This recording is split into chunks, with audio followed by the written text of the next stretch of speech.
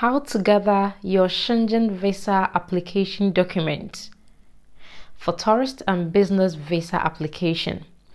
Today, that is what I'm going to discuss with you guys. Hello everyone, welcome back to my channel. I am Patricia Bredtoft. Wow, it really feels like it's a long time since I have really sat down and make a video like this. I really miss it.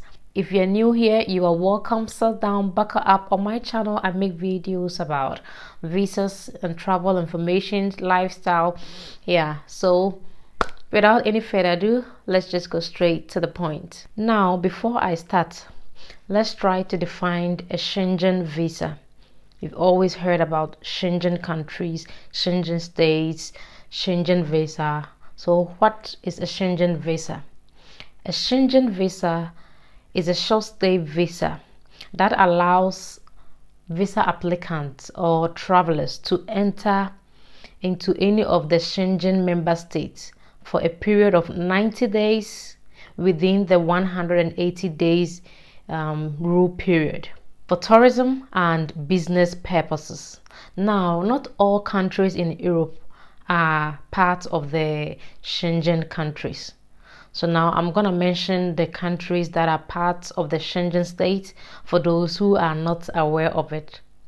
Number one, they have Austria, Belgium, Czech Republic, Denmark, Estonia, Finland, France, Germany, Greece, Hungary, Iceland, Italy, Latvia, Liechtenstein, Lithuania, Luxembourg, Malta, Netherlands, Norway, Portugal, Slovakia, Slovenia, Spain, Sweden, and Switzerland. So, if you have a Schengen visa to one of these countries I have just mentioned, then you can travel freely within any of these countries. Furthermore, not all nationals required to have a Schengen visa to visit the Schengen areas. Countries like Australia, New Zealand, Canada do not require Schengen visa to the Schengen areas for a maximum of 90 days within the 180 rule period.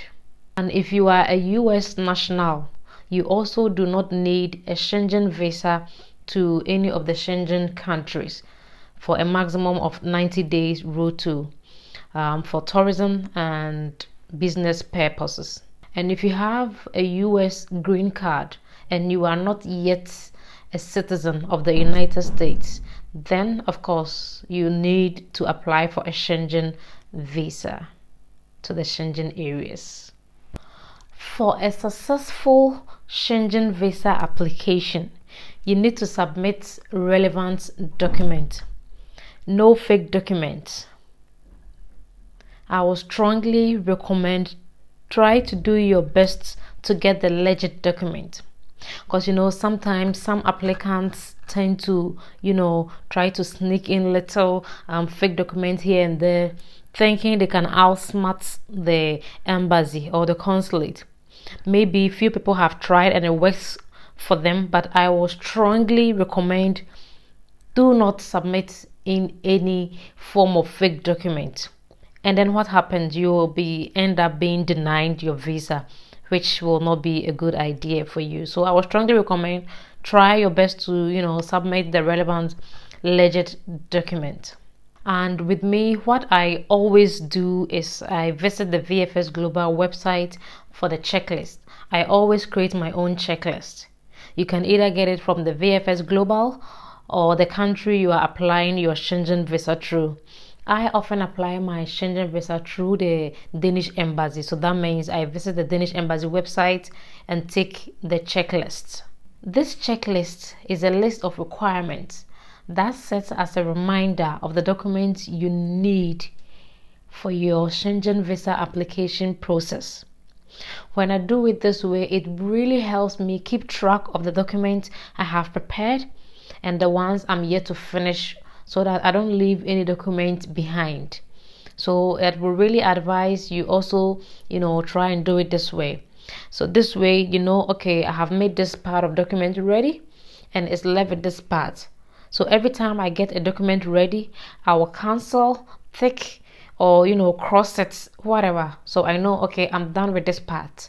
It really helps. I'm gonna put all necessary links at the bottom of this video under the description below: the VFS Global website, the Danish Embassy website, and others.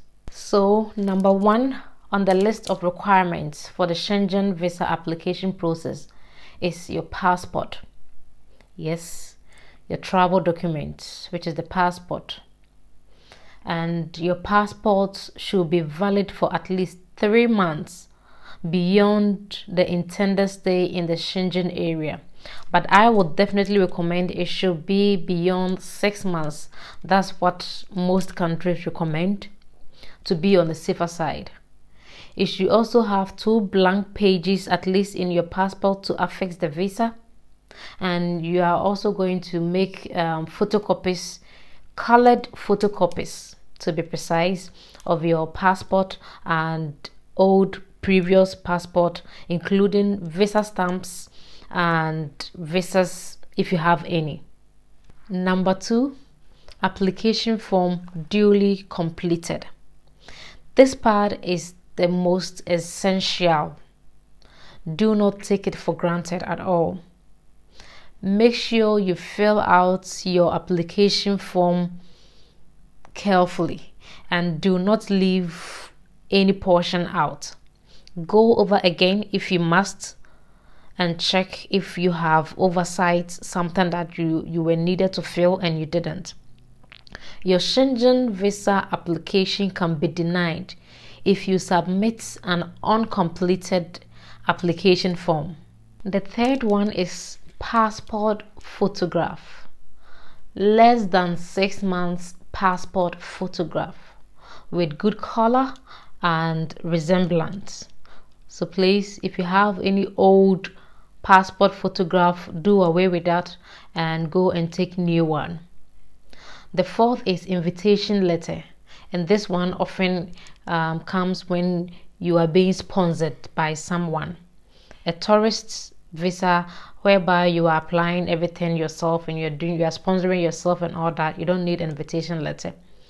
So invitation letter comes in when you have a sponsor, somebody is inviting you, then you need an invitation letter. The fifth is cover letter from the applicant or organization if it's a business visa. Here is another important factor if you asked me.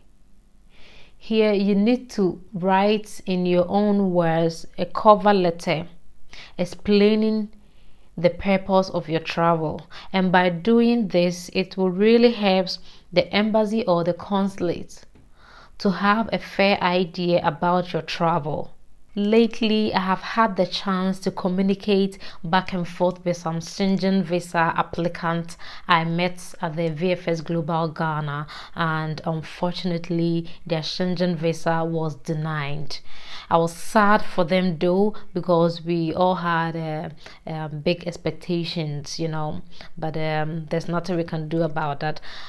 But whilst I have been communicating and talking with them back and forth, I realized they didn't add this cover letter, and I asked one of them, each and every one of them, did they added a cover letter? They said nope, they only filled out the Schengen visa application form.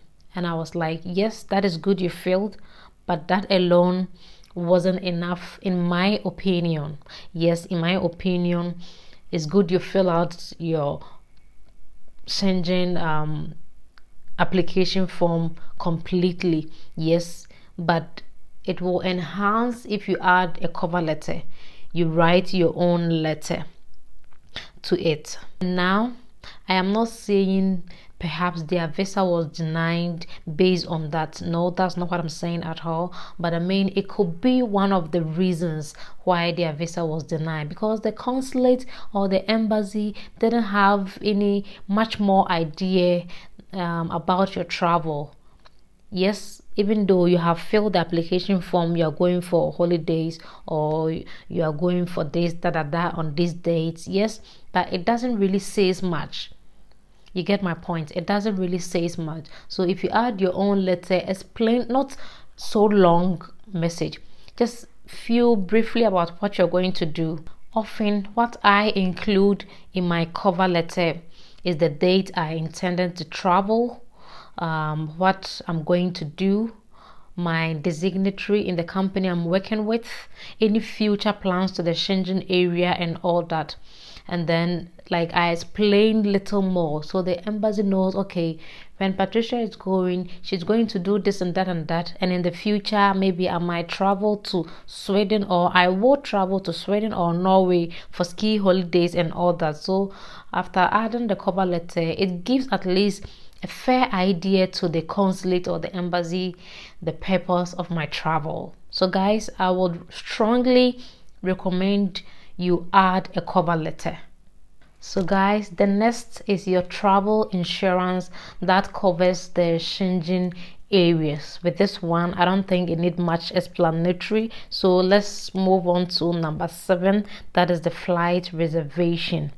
A round trip, that means a return reservation that will show the embassy that when you go, you will come back to your home country. And please do not buy the flight ticket not until you have gotten your Schengen visa. Number 8 is proof of accommodation. Yes, the place where you will be staying. If it's a hotel, you need to provide the hotel reservation. If it's a house or apartment, or example, if you are being invited by a host, you need to provide the host house address, residential address and all that. If it's a hostel you are staying, or Airbnb or guest house or camping, whatever, you need to provide your proof of accommodation. And the 9th is you also need to provide the proof of social ties to your home country. In this case, if you are married, your marriage certificate and birth certificate of your children if relevant. The last is evidence of financial means. Here you need to provide original personal bank statements showing movement for the last 3 months, duly signed and stamped by your bank. Now, each Schengen country has its own financial requirements. For instance, for Denmark Schengen visa, you need 500 Danish kroner. That is around 800 Ghana cedis, of course, depending on the rate per day. Always, check from the website before you submit for your visa application process. You should also add your pay slip for the last 3 months and employment contract, of course, if you are employed. If you are self-employed, then you will need to add your company's registration certificate, tax clearance certificate, and your company's bank statements. Moreover, if you are a student, then you will need an introductory letter from your school, duly signed and stamped, and it should be on your school letterhead. So guys, this brings me to the end of this video, and if you have any questions, answers, any inputs, kindly put it in the description and the comments section below, and see you again in my next video.